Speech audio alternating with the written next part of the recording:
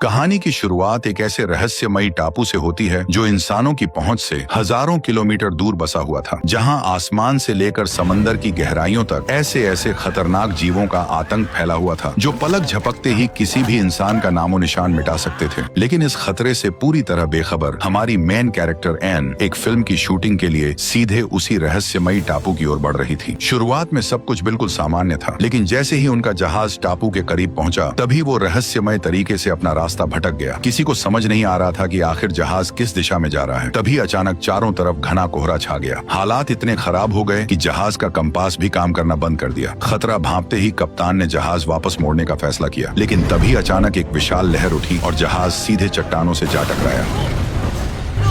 अगले ही पल वह एक अनजान समुद्री इलाके में फंस गया। कुछ देर बाद जब कोहरा छटा तो सबके सामने एक विशाल रहस्यमयी द्वीप दिखाई दिया। यही वो टापू था जहां मौत उनका इंतजार कर रही थी। जब बाकी लोग जहाज की मरम्मत में लगे हुए थे तभी डायरेक्टर एन और कुछ लोगों को लेकर टापू की ओर निकल पड़ा। जैसे ही वे किनारे के पास पहुंचे, सामने का नजारा देखकर उनके होश उड़ गए। चारों तरफ हजारों साल पुरानी विशाल पत्थर की दीवारें खड़ी थी, लेकिन सबसे चौंकाने वाली बात यह थी कि उन दीवारों के नीचे हजारों इंसानी खोपड़ियां पड़ी हुई थी। उन्हें देखकर ऐसा लग रहा था मानो किसी भयानक राक्षस ने उन सभी का शिकार किया हो। लेकिन डरने के बजाय वे लोग एक लकड़ी का पुल पार करके सीधे टापू के अंदर की ओर बढ़ने लगे। जैसे ही उन्होंने एक विशाल दरवाजा पार किया, अचानक एक छोटा बच्चा उनके सामने आ गया। वह लगातार इशारों में उन्हें वहां से लौट जाने के लिए कह रहा था, लेकिन डायरेक्टर ने उसकी चेतावनी को गलत समझ लिया। उसे लगा कि बच्चा भूखा है, इसलिए वह मुस्कुराते हुए उसे चॉकलेट देने पहुंचा। लेकिन तभी अचानक बच्चे ने उसके हाथ पर जोर से काट लिया। डायरेक्टर गुस्से में पलटकर कुछ करने ही वाला था कि तभी उसकी नजर चारों तरफ छिपे आदिवासियों पर पड़ी। हैरानी की बात यह थी कि उनके चेहरों पर भी डर साफ झलक रहा था। डायरेक्टर ने तुरंत सभी को शांत रहने के लिए कहा, लेकिन अगले ही पल एक भाला आकर उसके एक साथी के सीने के आर पार निकल गया। यह खौफनाक नजारा देखकर एन जोर से चीख पड़ी। वो वहां से भागने ही वाली थी कि तभी आदिवासियों ने उसे चारों तरफ से घेर लिया। इसके बाद शुरू हुआ मौत का खेल। डायरेक्टर का एक और साथी देखते ही देखते आदिवासियों की बलि चढ़ गया। उधर जैक भी सिर पर जोरदार वार लगते ही बेहोश हो गया। वहीं डायरेक्टर को घसीटकर एक पत्थर पर लिटा दिया गया। आदिवासी सरदार अपना डंडा उठाकर उसे मारने ही वाला था कि तभी कप्तान अपने लोगों के साथ वहां पहुंच गया। उसने बिना देर किए एक ही गोली में उसे वहीं ढेर कर दिया। अपने सरदार को मरता देख बाकी आदिवासी जान बचाकर भाग निकले। उधर सभी लोग फौरन जहाज पर पहुंचे और वहां से निकलने की तैयारी करने लगे, लेकिन अपने सरदार को खो चुके आदिवासी उन्हें छोड़ने वाले नहीं थे। रात के अंधेरे में एक आदिवासी बांस के लंबे डंडे के सहारे समुद्र पार करता हुआ चुपके से जहाज पर चढ़ गया और बिना किसी को भनक लगे वह चुपचाप एन को उठाकर अपने साथ ले गया। जब तक बाकी लोगों को इसका पता चला तब तक बहुत देर हो चुकी थी। यह खबर मिलते ही कप्तान ने तुरंत हथियार उठाए और अपनी टीम के साथ दोबारा टापू की ओर निकल पड़ा। उधर द्वीप पर आदिवासियों ने मशालें जला दी थी। चारों तरफ युद्ध के नगाड़े गूंज रहे थे। वे अपने मरे हुए सरदार के लिए एन की बलि देने वाले थे। उन्होंने एन को एक विशाल पत्थर से बांध दिया और उसके गले में खोपड़ी वाला हार पहना दिया और फिर बलि की रस्म शुरू हो गई। जैसे जैसे नगाड़ों की आवाज तेज होती गई, एन को धीरे धीरे दूसरी तरफ उतारा जाने लगा। जैसे ही उसके पैर जमीन पर पड़े तभी अचानक पूरे जंगल में एक भयानक दहाड़ गूंज उठी। एन को जरा भी अंदाजा नहीं था कि असली खेल तो अब शुरू होने वाला है। अगले ही पल घने जंगल के भीतर से एक विशाल काली परछाई बाहर निकली। वह धीरे धीरे एन की तरफ बढ़ने लगी। उसने एन के पास आकर अपने विशाल हाथ से उसके चेहरे को छुआ, लेकिन अगले ही पल वो उसे उठाकर अपने साथ ले जाने लगा। एन की चीखें सुनते ही अभी अभी टापू पर पहुंचे बचाव दल का ध्यान उधर चला गया और तभी डायरेक्टर ने पहली बार दुनिया के सबसे विशाल जीव किंग कॉन्ग को अपनी आंखों से देखा। उसे सामने देखकर उसके पैरों तले जमीन खिसक गई, क्योंकि उसने अपनी पूरी जिंदगी में इतना विशाल जीव पहले कभी नहीं देखा था। कुछ ही पलों में कॉन्ग एन को लेकर घने जंगल के अंदर गायब हो गया। पता चलते ही कि एन को कोई रहस्यमयी जीव उठा ले गया है, कप्तान ने तुरंत एन को बचाने के लिए एक रेस्क्यू टीम भेज दी, जबकि वो खुद अपने बाकी आदमियों के साथ वहीं रुक गया। जैसे ही सभी ने लकड़ी का पुल पार किया, वे आखिरकार स्कल आइलैंड के अंदर पहुंच गए। लेकिन अंदर का नजारा देखकर हर किसी के होश उड़ गए, क्योंकि चारों तरफ विशालकाय पेड़ों का काला घना जंगल फैला हुआ था। वे अभी आगे बढ़ ही रहे थे कि तभी अचानक एक डरावनी आवाज पूरे जंगल में गूंज उठी। आवाज सुनते ही एक बूढ़ा आदमी बुरी तरह घबरा गया और बिना देखे अंधाधुंध फायरिंग करने लगा। उसे देखकर बाकी लोगों ने भी चारों तरफ गोलियां बरसानी शुरू कर दी। तभी ऑफिसर जोर से चिल्लाया और फायरिंग रुकवा दी। इसके बाद उसने तुरंत एक फ्लेयर जलाया, जिससे आसपास का इलाका लाल रोशनी से जगमगा उठा। लेकिन अगले ही पल एक विशाल ट्राइसेराटॉप्स बाहर निकल आया। खतरे को पास आते देख पूरे ग्रुप में भगदड़ मच गई। हर कोई अपनी जान बचाने के लिए भागने लगा, लेकिन ट्राइसेराटॉप्स ने किसी को भी संभलने का मौका तक नहीं दिया। अपने साथी को खतरे में देखकर जैक बिना एक पल गवा गवाए उसकी मदद में जुट गया, लेकिन ट्राइसेराटॉप्स ने उसे अपने विशाल सींगों से उठाकर कई फीट दूर फेंक दिया। वह दूसरी बार हमला करने ही वाला था कि तभी ऑफिसर ने मशीन गन से अंधाधुंध फायरिंग शुरू कर दी। लगातार गोलियां लगते ही ट्राइसेराटॉप्स दर्द से तड़प उठा और कुछ ही सेकंड बाद वह अचानक जमीन पर ढेर हो गया। खतरा टलते ही सभी लोग फिर से एन की तलाश में निकल पड़े। उधर किंग कॉन्ग एन को अपने ठिकाने पर ले आया था। उसकी गुफा के चारों तरफ सिर्फ इंसानों और जानवरों की खोपड़ियां पड़ी हुई थी। हैरानी की बात यह थी कि वहां पड़ी हर खोपड़ी के गले में बिल्कुल वैसा ही हार था जैसा एन के गले में था। ये देखकर वह समझ गई कि अगर वो यहाँ से नहीं भागी तो उसका भी यही अंजाम होगा। उसने तुरंत अपने गले से खोपड़ी वाला हार उतारा और पूरी ताकत से किंग कॉन्ग की उंगली में चुभो दिया। तेज दर्द महसूस होते ही किंग कॉन्ग ने झटके से उसे छोड़ दिया। मौका मिलते ही एन बिना पीछे देखे पूरी रफ्तार से भागने लगी, लेकिन वह कुछ ही कदम दौड़ पाई थी कि तभी कॉन्ग का एक विशाल हाथ आसमान से नीचे आया और उसे फिर से पकड़ लिया। अगले ही पल कॉन्ग जोरदार दहाड़ लगाते हुए जंगल की ओर दौड़ पड़ा। उधर जैक जैसे ही कॉन्ग के ठिकाने पर पहुंचा तभी उसे जमीन पर एन का वही हार पड़ा मिला। उसे एहसास हो गया कि एन किसी बड़ी मुसीबत में फंस चुकी है। एक पल भी गवाए बिना वह अपनी पूरी टीम के साथ उसकी तलाश में निकल पड़ा। कुछ देर बाद वे एक गहरी घाटी के किनारे पहुंच गए। वहीं जमीन पर उन्हें विशालकाय पैरों के ताजा निशान दिखाई दिए। उनका आकार देखकर सबको यकीन हो गया कि ये निशान किंग कॉन्ग के ही हैं। उधर जब बाकी लोग आराम करने लगे तभी डायरेक्टर कैमरा लेकर पहाड़ी के दूसरी तरफ निकल गया, लेकिन सामने का नजारा देखकर उसके होश उड़ गए, क्योंकि उसके सामने दर्जनों डायनासोर खुलेआम घूम रहे थे। इतना भयानक नजारा देखकर भी उसने डरने के बजाय तुरंत कैमरा ऑन किया और रिकॉर्डिंग शुरू कर दी। तभी जो डायनासोर कुछ पल पहले तक बिल्कुल शांत थे वे अचानक बुरी तरह बौखला उठे और अगले ही पल पूरी रफ्तार से डायरेक्टर की तरफ दौड़ पड़े। खतरा पास आते देख सभी लोग अपनी जान बचाने के लिए भाग खड़े हुए। कुछ ही पलों में पूरी सकरी घाटी चीख पुकार और भगदड़ से गूंज उठी। डायनासोर इतनी तेज रफ्तार से भाग रहे थे कि रास्ते में आने वाले कई लोग उनके पैरों तले कुचले गए। दरअसल वे यूं ही नहीं भाग रहे थे, उनके पीछे कई खूंखार वेलोसिरैप्टर पड़े हुए थे। जब लग रहा था कि उनका बचना नामुमकिन है तभी अचानक उनके सामने एक हजारों फीट गहरी खाई आ गई। तेज रफ्तार और फिसलन भरी जमीन के कारण वे खुद को संभाल नहीं पाए और एक के बाद एक कई विशाल डायनासोर गहरी खाई में गिरते चले गए। उधर जैक और उसकी टीम किसी तरह जान बचाकर भाग रही थी, लेकिन डायनासोरों के भारी वजन से जमीन भी जगह जगह टूटने लगी। गनीमत रही कि खतरा उन तक पहुंचने से पहले ही वे घाटी के सकरे रास्ते से बाहर निकल गए, लेकिन अगले ही पल एक वेलोसिरैप्टर उनके पीछे लग गया। जैक के एक साथी ने बिना देर किए उस पर ताबड़तोड़ फायरिंग शुरू कर दी। गोली लगते ही वेलोसिरैप्टर तो मारा गया, लेकिन उसके साथ पीछे दौड़ रहा एक विशाल डायनासोर भी वहीं ढेर हो गया। उसके गिरते ही पीछे भाग रहे कई और डायनासोर आपस में टकराकर एक एक करके जमीन पर गिरते चले गए। कुछ सेकंड के लिए पूरी घाटी में सन्नाटा छा गया, लेकिन असली खतरा अभी बाकी था, क्योंकि बाकी बचे वेलोसिरैप्टर अब सीधे जैक की टीम के पीछे पड़ चुके थे। जान बचाने के लिए सभी लोग पूरी ताकत से ऊंची चट्टानों पर चढ़ने लगे, लेकिन इसी बीच एक बूढ़ा कैमरामैन ऊपर चढ़ नहीं पाया। उसे फंसा देखकर डायरेक्टर बिना एक पल गवाए उसकी मदद के लिए दौड़ पड़ा। उसने अपना ट्राइपॉड नीचे बढ़ाया और उसे ऊपर खींचने की कोशिश करने लगा, लेकिन तब तक बहुत देर हो चुकी थी। एक वेलोसिरैप्टर पलक झपकते ही उसके पास पहुंचा, उसके टखने को अपने जबड़ों में दबोचा और उसे घसीटते हुए जंगल की तरफ ले गया।